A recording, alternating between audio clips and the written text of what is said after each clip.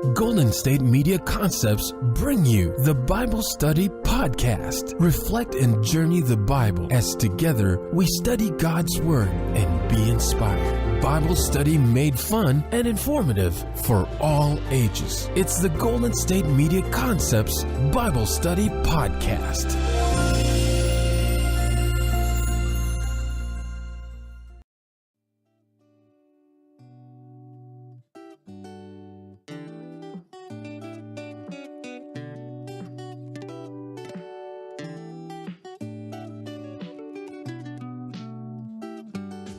Hello and welcome to the Golden State Media Concepts Bible Study Podcast. I am your host, Sarah, and today is Sunday, May 14th. It is Mother's Day, so before we get going with the podcast, I would like to wish all of the mothers out there Happy Mother's Day. I would like to wish my own mother a Happy Mother's Day. Hi, Mom. I am so very blessed to have her in my life. She is amazing and helpful and supportive and wonderful, and I learned so much from her, and I like to give her a hard time about things. Every family has their little inner jokes, and mine is that she one time made me a grilled cheese sandwich and forgot the cheese. Given she was making, grilled cheese for the entire family, so there were 5 of us, so she was assembly line making grilled cheese sandwiches, and mine just happened to be the one that didn't get the slice of American cheese in it. So I always give her a hard time. There was a card one year that I got her for Mother's Day that said, a good mother lets her children lick the beaters. A great mother turns them off first. And so I signed the card. A good mother makes her daughter grilled cheese sandwiches. A great mother puts cheese in them. So yeah, I tease her, but she is amazing and she's wonderful, and I am so very blessed to have her in my life. I hope that you have a person in your life who is that wonderful to you. I know that, some Mother's Day can be difficult for a lot of people. And a lot of people say, well, I'm not a mother, but thank you for wishing me Happy Mother's Day. But Mother's Day is about not just biological mothers, but adoptive mothers, foster mothers, godmothers, people who are mothering in general. I hope you have a person in your life who, even though she's not your biological mother, still has provided a mothering presence for you. But I also know that Mother's Day is difficult for a lot of other reasons, for women who have lost a child, or for someone who is struggling with infertility, for someone who did not have a good, caring mother in their life growing up. They missed that opportunity. Mother's Day can be extremely hard for people who have lost their own mothers. Today is a very hard day when your mother is no longer with you. So I wish everyone a happy Mother's Day today, but I also want to say that for all of you who find this day to be difficult, who are struggling in one way or another, I want you to know that you are not alone. You are seen. I pray for you as you struggle with this day.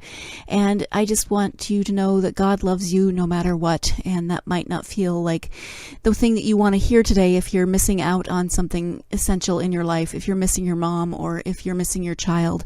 But God is there with you no matter what. And I just wanted someone to remind you of that today. So I hope you can find a bit of joy in your day, regardless of if it's tough.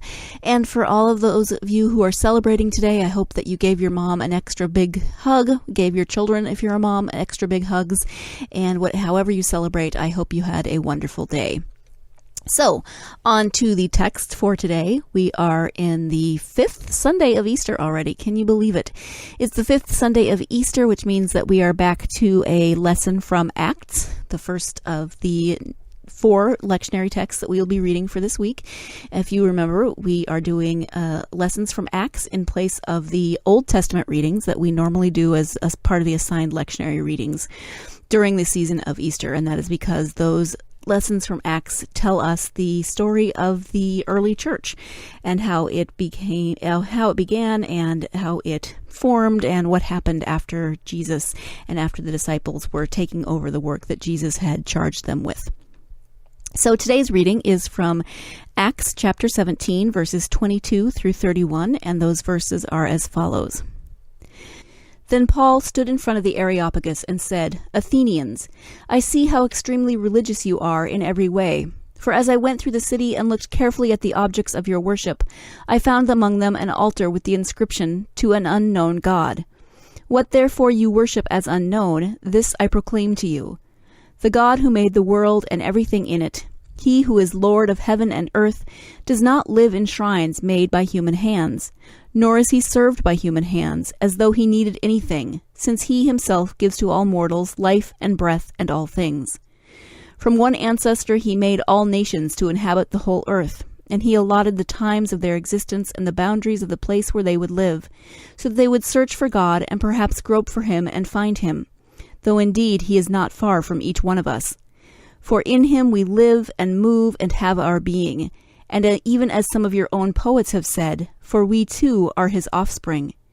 Since we are God's offspring, we ought not to think that the deity is like gold or silver or stone, an image formed by the art and imagination of mortals. While God has overlooked the times of human ignorance, now he commands all people everywhere to repent, because he has fixed a day on which he will have the world judged in righteousness by a man whom he has appointed. And of this he has given assurance to all by raising him from the dead. So again, these are the verses that are assigned for today, Acts 17, verses 22 through 31. And I'm wondering what you heard in those verses, if there was anything that jumped out at you, if these verses are familiar to you. These verses are familiar to me, but not as familiar as some other texts. I mean, I know I've read them, and I remember talking about them in seminary. But what strikes me from this right away is that Paul doesn't immediately come in. He does and just start telling them that everything they believe is wrong. He does come in and notice that this is Paul. We have moved. Last week we were talking about Peter. We have now moved from Peter and the Pentecost sermon to Paul, and now he's speaking in Athens. So definitely a different section of Acts. We have moved to chapter 17 now, so we're much further into the book. But Paul doesn't come in and just immediately start telling them that everything that they know about religion is wrong. And Paul isn't exactly tactful on other occasions, so it wouldn't be surprising if he were to say that. But what he says is that, I see how extremely religious you are in every way. And he said that he went through the city, that he looked carefully at the objects of their worship. So what I take from this is that Paul, before he began speaking or preaching or teaching to this group of people, what he did was to go through their city and try to get to know them a little better. He didn't just come in and say, I have the correct way and this is what you should know. Instead, first, he went through their city, examined their objects of worship, examined how they worshiped, got to know them a little bit better. And I've never really thought about that before, but I appreciate it a lot in that Paul took this extra step, that he went through and tried to understand them better. And then he finds this monument to an unknown God and said, you actually have this monument to what you say is an unknown God, but to what I say is a known God, and I'm here to tell you about this God. So let me tell you why, what this monument that you have is about. Let me tell you what this God is about. Let me tell you what I know about him, what I know about Jesus. So I really appreciate this passage in that it gives us a good way of not just talking to someone and saying, well, I think I'm right and you're wrong, but to find our common ground, to say, I've visited he's visiting a city, but if you're talking to someone who has different beliefs than you, the first thing you should do is try to find those common grounds. And then each of you can say, I have heard you. And now I would like to tell you how I see things from my perspective. I would like to tell you what my experience with my relationship with God has told me. I feel like that's what Paul is doing here, and I really appreciate that that's the way he's doing this. Maybe if if we weren't taking these verses out of context, we would get a different picture. But just from reading these verses in the context of just kind of taking them out of their context and reading them standing alone from the rest of them, this is the picture that I get. And normally, you should never do this. You should always look at the context of the verses surrounding the verses that you are studying in that day, and I encourage you to do that. But from just reading these verses, that is what I hear, and that makes me appreciative. I don't always appreciate Paul, although as I get older or as I study more, I'm starting to appreciate Paul more than I did when I was younger. I don't know if I'm mellowing or if I'm just seeing him in a new light. There's still a lot of things about Paul's writings that make my skin crawl, but I'm learning to appreciate other things that Paul writes about. So I do want to talk more about the context of these verses from Acts, but we are going to take our first break. So stay tuned and I will be right back. Always on the go, but the day just won't be one without your Hollywood fix. Let Golden State Media Concepts Entertainment Podcast take care of that. Jordan and Keith is Entertainment Tonight meets Access Hollywood. I'm Jordan. The guy laughing, that's Keith. Yeah, I'm Keith. An all-inclusive look of pop culture.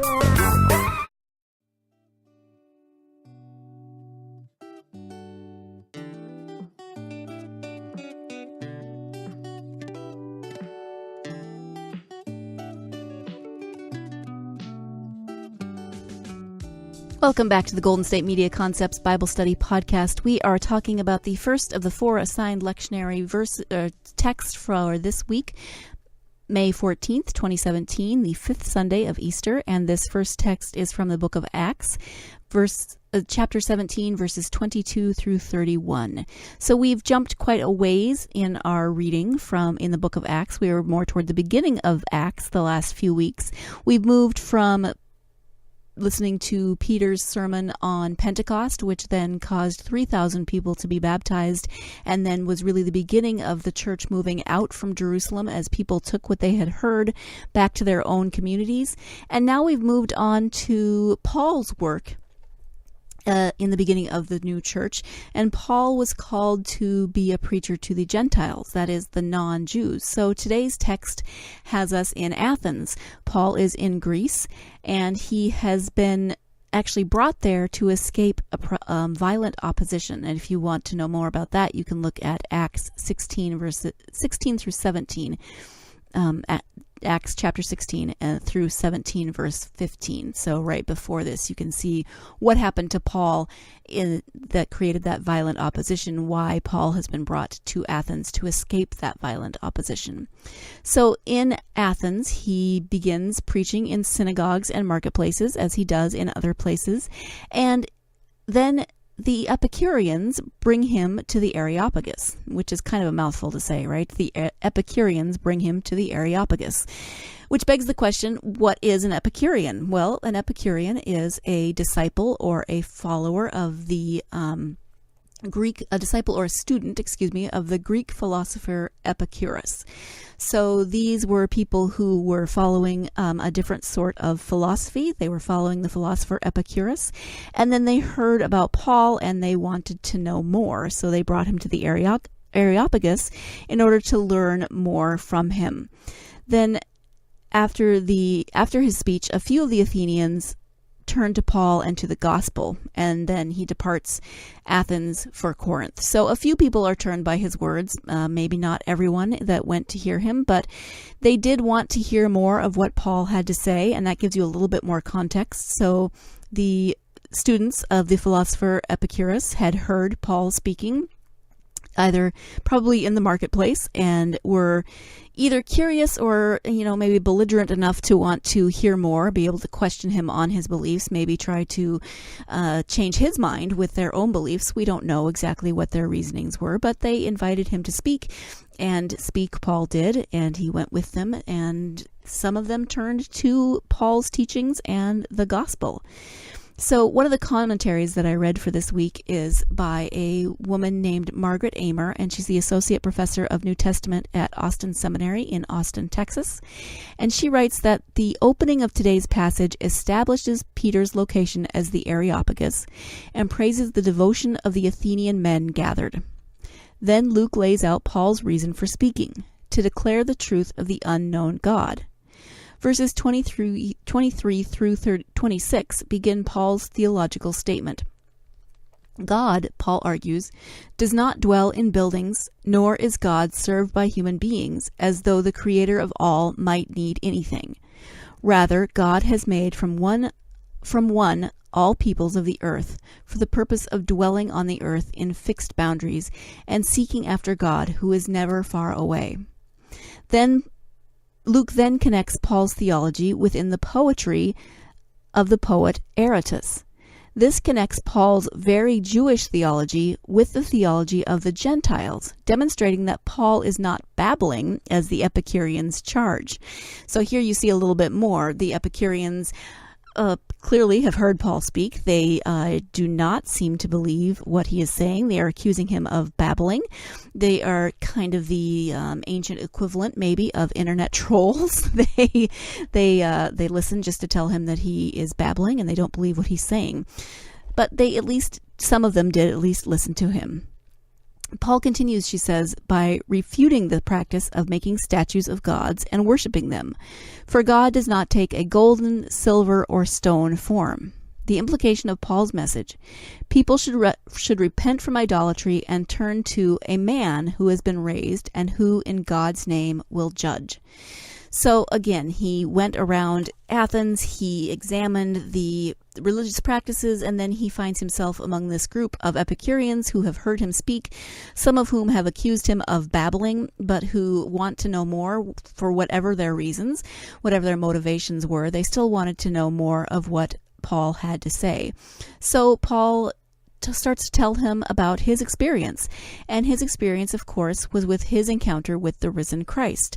And if you don't know Paul's story, Paul was a very, very ardent persecutor of the early church. He was a Jew who traveled and persecuted early Christians. He believed very strongly that they were wrong and his beliefs were right, until one day on the road he encountered the risen Christ. He had this experience that turned him completely the opposite direction. Instead of persecuting Christians, he became one, and he began preaching to Gentiles and Jews, but he preached a lot to Gentiles, non-Jewish communities, and started telling them of the risen Christ, started bringing them to the faith that he had so ardently persecuted before in his life.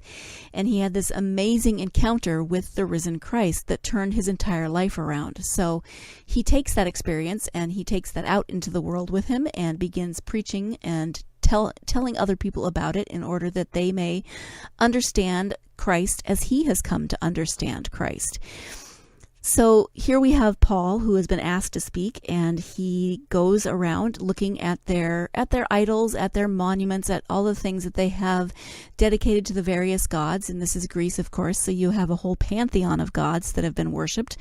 And he says, God, in my experience, does not reside in these man-made artifacts, icons, edifices. God is not golden or silver or stone. God is not made out of these materials. Instead, God has created us. We do not create God. God has created us.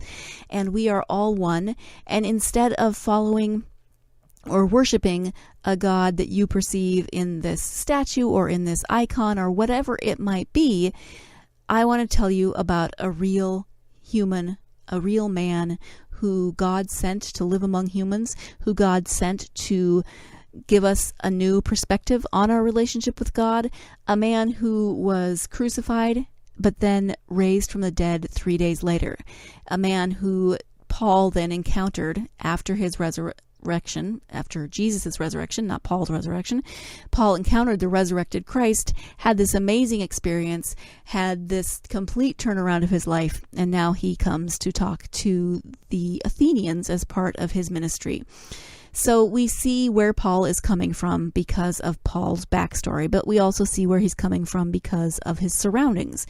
So he's not just babbling, as they say. He actually has gone around, looked at their religious beliefs. He quotes one of their own poets, so they know that he has actually done some time, done some homework, gotten to know them as a culture, as a people, gotten to know some of their artwork, some of their poetry, etc.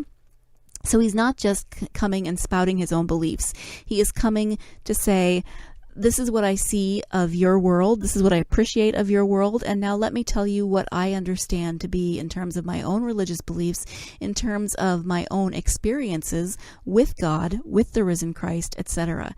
So as I mentioned before, I do actually appreciate Paul's approach to this because he seems as though he's really making an effort to not just preach at, but talk with the people that he is telling his experiences to.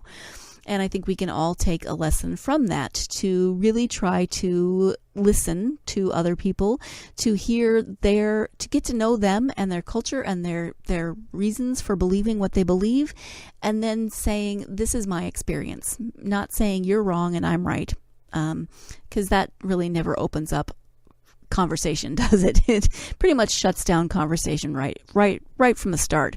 But if you approach it from, this is what I see, and you can tell me if what I'm seeing is how you see things, and then this is how I feel, this is what I've experienced, can I please share that with you? And, they might say, no, I don't want to hear your experience. I don't, they may be like the ones who still thought he was babbling, the ones who didn't turn to his teachings or turn to Christianity, who didn't convert, or they might be, like some of the ones who did convert. They might be willing to listen. They might get a new insight. You might get some new insights on how you see the world, how you see your religion, how you see those things. But being open to those things doesn't mean you have to compromise your own beliefs. It doesn't mean you have to compromise how you experience God in your life. It just means that you open yourself up to hearing someone else's perspective. And when you do that, you just never know what's going to happen. You never know how you're going to grow in your own relationship with God because of opening yourself up. And this actually took a different turn than I expected it to. I didn't quite expect to go in this direction with today's episode. But, you got to just go where the text takes you and where your thoughts take you. So I'm going to finish up, but we are going to take our second break. So stay tuned, and I will be right back. Tired of searching the vast jungle of podcasts? Now listen close and hear this out. There's a podcast network that covers just about everything that you've been searching. Hey! The Golden State Media Concepts Podcast Network is here. Nothing less than a podcast bliss with endless hours of podcast coverage. From news, sports, music, fashion, cooking, entertainment, fantasy, football, and so much more. So stop lurking around and go straight out to the Golden State Media Concepts Podcast Network. Guaranteed to fill that podcast itch.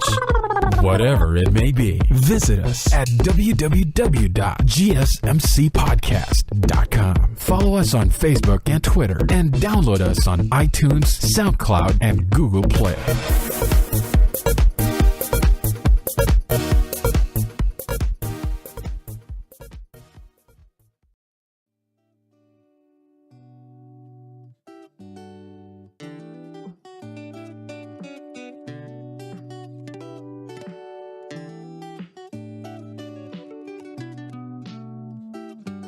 Welcome back to the Golden State Media Concepts Bible Study Podcast.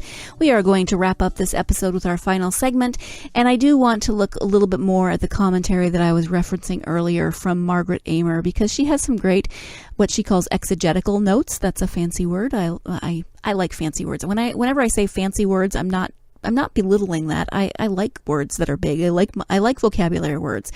That's neither here nor there. So she has notes on the verses that we just read. And so she takes us through these verses and gives us some more context, some more insight into them. So I do want to share some of that with you. So the first note she has is on the phrase, Paul stood in the midst of the Areopagus. She says, standing is a common posture for declamation in Acts. The Areopagus is a rock outcropping downhill from the Acropolis, the temple to Athena, that served primarily as a court of law for trying homicides. Paul's speech is political as well as religious, for the worship of the gods was a political act. He rises to declare God's judgment in an Athenian court. Isn't that fascinating? So that gives us a very definite space as to idea of the space that Paul is speaking in. He's standing up because that is common in this time frame in the book of Acts. People stand up to say what they believe in, and then he's in the Areopagus, which is downhill from the Acropolis, which is the temple to Athena, which of course is where Athens gets its name. So that I find fascinating. She then moves on to the phrase Athenian men. Speeches in ancient historiography were usually the invention of the author, in this case the author of Luke and Acts. As with many of the speeches in Acts, Luke has Paul addressing the men rather than the entire crowd. Similar patterns can be seen elsewhere in the book of Acts. This gendered language is masked by some contemporary translations. So she's just basically saying that Paul's reference to Athenian men doesn't necessarily mean it was only men gathered there, that this was a typical way of addressing a mixed group of men and women, of just saying men. It doesn't. We don't know that there were women there. We don't know that there were just men there. It doesn't, because the text doesn't say, but it's likely that it was a mixed group of men and women. And some translations will actually say that it will say, it will be a little more gender neutral than what we have read in today's text. She moves on to say, I see you as devout in all things. In ancient rhetoric, this would be the introductory section. The purpose here is to make the audience well disposed to hear you. Paul does so by acknowledging the devoutness of his audience, and I've talked about this already. I found an altar on which had been written, "To an unknown God." Such altars existed in various places throughout the Roman world. Paul uses this as the launching point for his primary proposition that the God the Athenians call unknown was the creator of heaven and earth. So again, Paul uses what he has seen, uses what he knows of Athenian culture, and says, I found this monument or this structure to an unknown God, and I would like to tell you who that unknown God is. That God is not unknown. I can tell you about that God.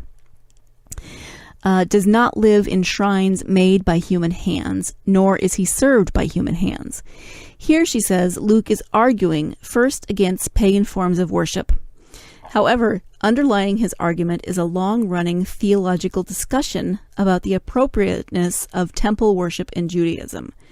A discussion that also emerges is Stephen's diatribe in Acts 7, verse 48. For Luke's audience, who heard Acts read after the fall of the temple, the theological importance of the temple would have been a major concern. So there's two things going on here. Paul is talking first about pagan forms of worship, and that, we don't need to worship things that are created, so we don't need to worship icons or statues, etc., but also worship in the temple, and that would have been a concern for Jews in this time, because this is written after the destruction of the temple, which is a huge impact on Judaism. And I mean, if your central place of worship has been destroyed, you can imagine the impact that would have on an entire people. She says then again, from one ancestor. For many, the more familiar translation is from one blood. The word blood seems to be a later addition found in a different manuscript, different type of manuscript on which the King James Version relies. So if you grew up hearing from one blood instead of from one ancestor, the argument harkens back to Genesis 9, in which God is said to have made the nations of the world through Noah's 3 sons, and indeed back to the creation story of Genesis 2. What it gives us is this image of unity that we've been talking about especially in 1 Peter the last couple of weeks, this image of one family, of everyone being created by God, everyone being united in that creation by God. So it's just, we are created equal by God, and that is a point that Paul is trying to make. So that way they would search for God. Through Paul's speech, Luke argues that in creating humanity, God's intent was that humanity would search for God. This call to seek for God draws on themes found in Deuteronomy, among other places.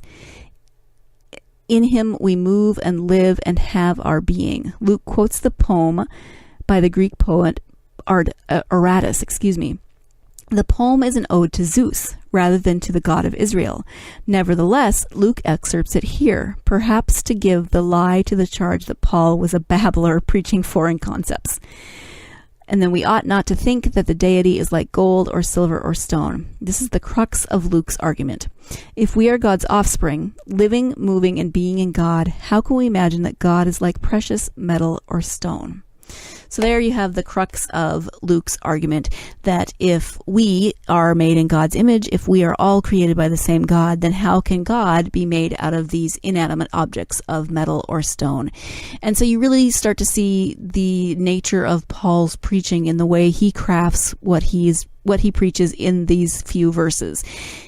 Of course, we get more of his words, more of his theology in his letters, but we see we see him in action, so to speak, here, as he's speaking to the Athenians, as he is being confronted by, people saying that he's just babbling, that he doesn't know what he's talking about. But he really does know what he's talking about when he quotes their own poetry at them, when he can point out what he has seen in Athens as in terms of their religiosity, in terms of their symbols of religion, etc. One final thing that I do want to say before I wrap things up is that after that part of Paul saying that, we search for God, perhaps grope for God and find him, what I want to take from that sentence is the last part of it.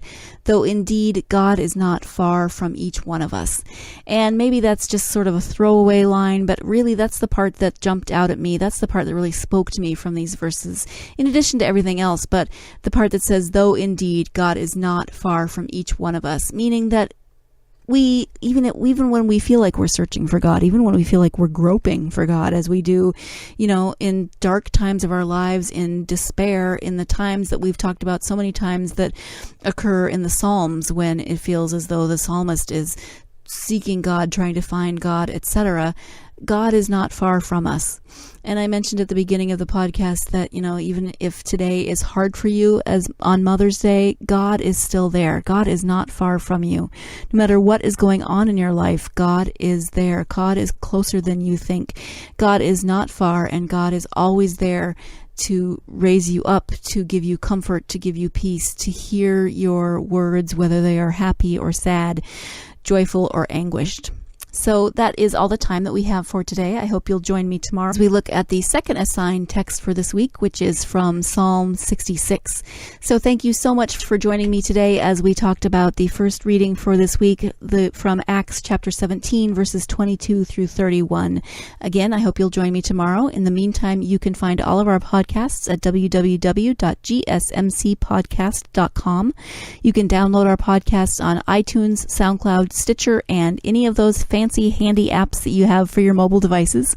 You can follow us on social media, and as I always say, I would love to hear from you. Please don't hesitate to contact me on social media. You can find me on Facebook, Twitter, Instagram, Tumblr, GSMC Bible Study. It's pretty easy to remember. So again, I thank you for joining me today. Happy Mother's Day. I hope you'll join me again tomorrow. In the meantime, please remember that God is not far off and that you are a beautiful and beloved child of God. Thank you.